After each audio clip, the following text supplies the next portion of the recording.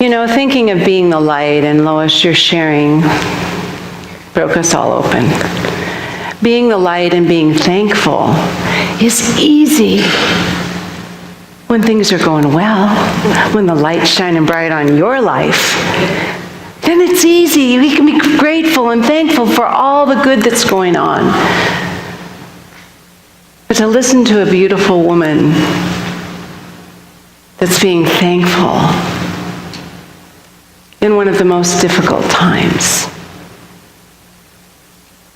is truly the greatest gift of gratitude and thankfulness.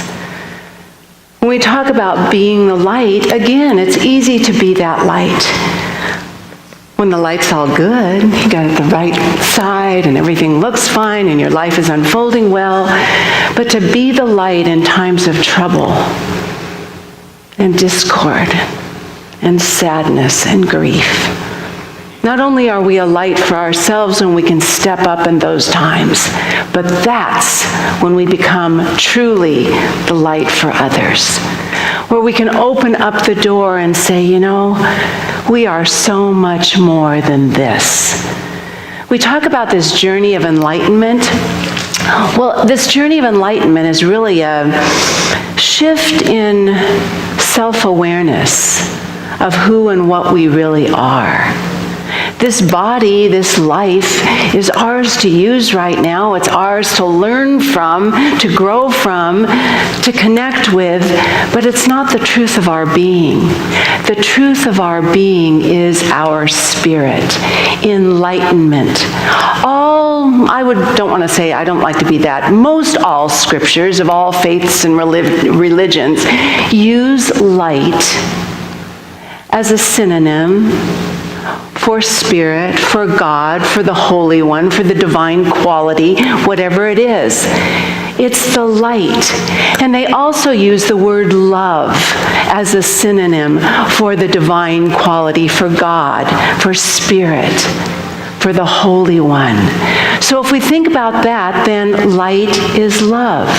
So we're here today, if we're being the light, we're here to fall in love. Do you like that? We're here to fall in love with ourselves. That's what our whole book, our whole program, this 5-week program has been about. Your holiness, our oneness with God, and our oneness with others. We're here to fall in love with ourselves, with this world, with spirit, with each other. Are you ready to fall in love? I'm already in love with all of you. I'm so blessed when I just hear what our community is and how we're there for each other and what we do. But it's nothing new. In the ancient Hindu scriptures, the divine quality, whether it was Brahman or Krishna or whoever, was always talked about as the light that is around us and within us. We're not separate from that light. Not separate. Jesus, when his followers asked, well, where should I tell them? When they ask, where did I come from? What should I say? And he said, tell them you came from the light. Because that's what we're made of. We're made of the light essence. The scientists know it. The spiritual mystics know it. The light is what we are. Matthew Fox, our beautiful Episcopalian priest and contemporary mystic, says, when you talk about creation, you talk about light. He said, the quantum physicists say that matter is light. Some of us are just too frozen to get it. In the beginning, God said, let there be light. And there was light. And here we are. We all come from that light, which is love, which is divine, which is spirit. My beautiful friend Rumi said, it wouldn't be a Sunday without Rumi, and you know it. He said, all religions are singing one song. The differences are just illusion and vanity. Sunlight looks slightly different on that wall and on this wall. And actually, it looks completely different on that wall. but it is all the light. Everything is the light. We are just singing one song, a song that can express the light. Now we know that in this world it looks like there's polarization, there's opposites, there's duality, but we know there's just different degrees of one thing. So we can say there's light and there's darkness, but it's actually just different degrees of the light. And we have to decide how much light we're going to let shine, because that's the stuff we're made of. We get to decide that. How many of you as a little kid were taught to let your light shine? Well, good, a few people, but most of us weren't. You're not worthy of being the light. You're all puffed up. You're conceited. We were taught way different things about being the light. Even though that's what we are, we haven't been taught how to be the light without thinking we're better than. We're just being who we are. We're making the world a brighter place, but we weren't taught how to be that light, to ignite that goodness within. In Debbie Ford's book, Your Holiness, she references a book by, I believe it's Dr. James Weldon. He's a doctor of comparative religions, and he's authored and co-authored over 100 books. And she has a passage where she explains a little bit about this light stuff. And it's a passage from one of his books called Love and Awakening. And he says, imagine that you are a magnificent castle. A magnificent castle. And in that castle, there are long hallways with amazing rooms, all sorts of different rooms, each holding a special gift that is an aspect of you. And these rooms, all of them, so many of them, they're all filled with love and light and wonder. And you love to run through the halls, meeting yourself through every door, until somebody, dang it, comes in and tells you that room is not perfect. That room is somewhere you don't want to go. So you start shutting the doors, shutting off aspects of yourself, because number one, you want to be loved and appreciated. And number two, you're accepting someone else's inaccuracy about you. You're believing that, and so you shut off the light. And your magnificent castle isn't even remembered anymore. You feel separate and alone in the world. Now that could be a really sad story if we stopped it there, but we're not going to. Because we have the opportunity and the ability at every moment to reclaim our time. I mean, one of my favorite songs on holy ground, everywhere we step is holy ground, because it's made of God's light and love, and every moment is a holy moment where you and I can reclaim what we've lost because we've forgotten. Do you know how? Nobody here knows how to reclaim that light. We all do. But I'm going to give you some simple ways this morning, because my wish today is that we all leave here a little fuller, a little more relaxed, with a little more understanding of ourselves, that we are perfectly imperfect, and that's part of our growth. Well, one of the most beautiful ways to reclaim the light is through that song, gratitude, gratefulness. You know, gratefulness is a beautiful holy elixir that opens our heart, just breaks open our heart, that we can see the gifts all around us. We can see that life is good when we live from that place of gratefulness. Let me ask you, who or what have you blessed today? And who have you said, thank you for being in my life? Who have you said that to today? Well, it's not too late. We've got plenty hours left in this day. Even though that clock is wrong, it's an hour ahead. We have one more hour than we even thought to bless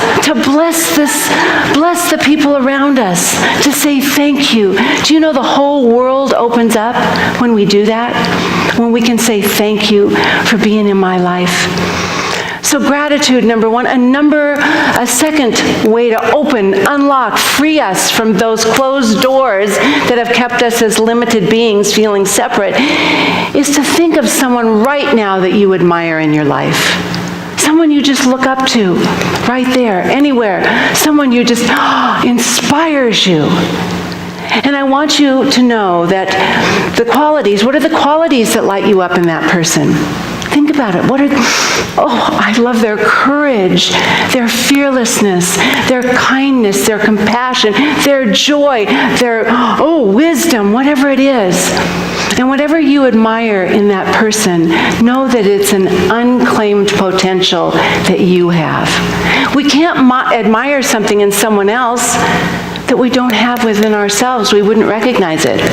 I'm sorry to say that goes both ways. But I'm only going to talk about the good stuff today. So we're stopping there, and we're done there. We're just going to talk about the people we admire and we love. Those are qualities we have that want to be ignited in us. We need to do more. If it's courageousness, go be more courageous. Fearlessness, compassion, go be more, because that's what's being called to come forth from you, not something you need to go get. You already have it. Now, one of the problems we have is sometimes we get a little lazy. It's easier to notice that in someone else, right? Right? Come on, be honest. It is. It's easier to say, I love that about that person, than to do it ourselves. Because maybe we're not quite as good, or we have lessons to learn, or we're going to stumble and fall. I almost did. Stumble and fall. There's so many reasons why it's easier to point it out there but you got these fingers pointing back at you.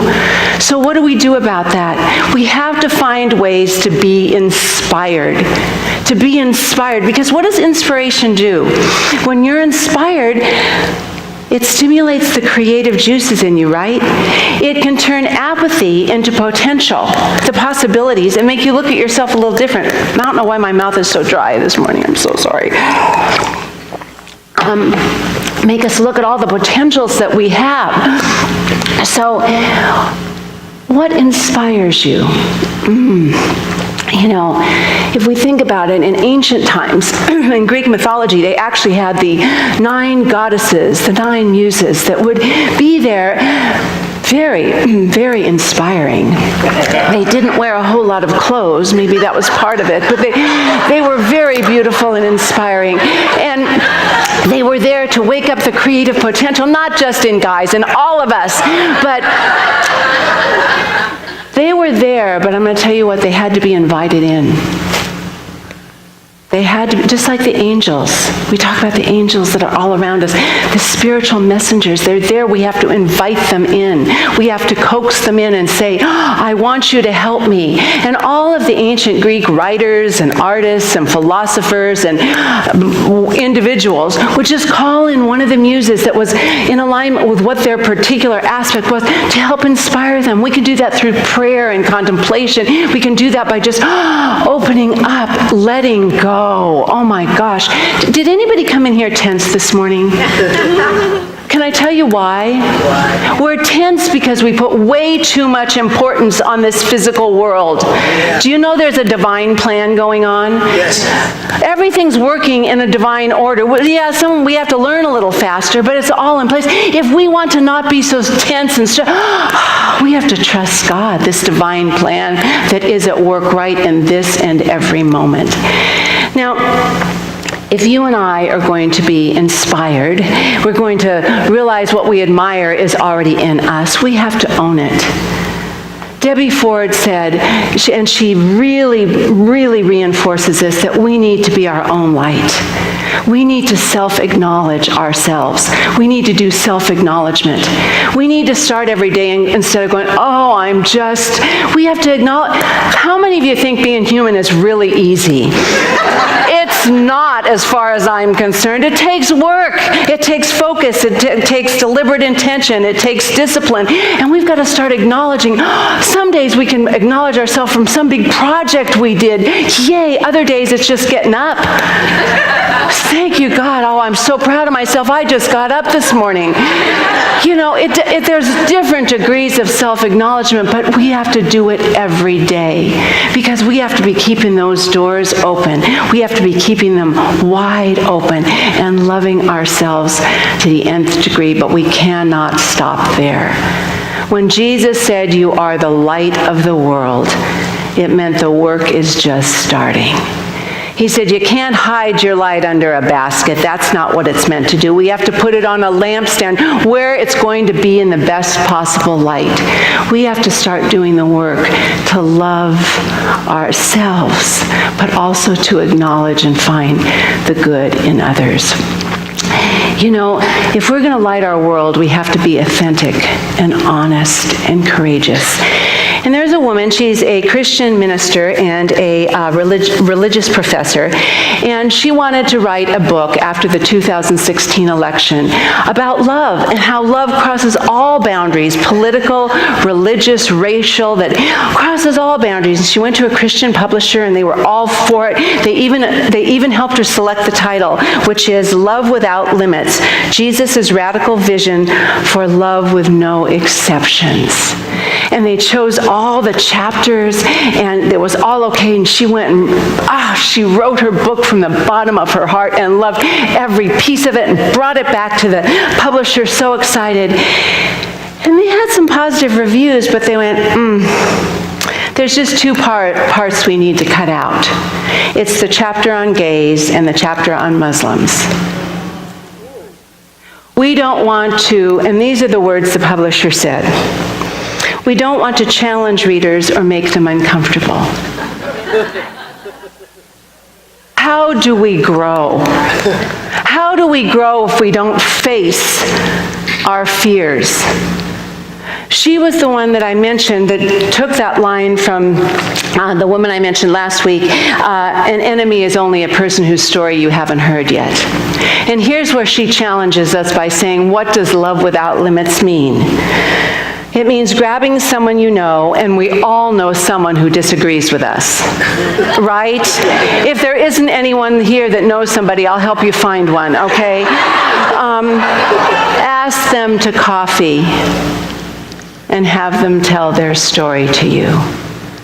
I did that this week, and I can't tell you how beautiful it was to be able to listen with understanding and compassion and have that person be heard without any kind of anger or flack or anything else. It was a beautiful experience.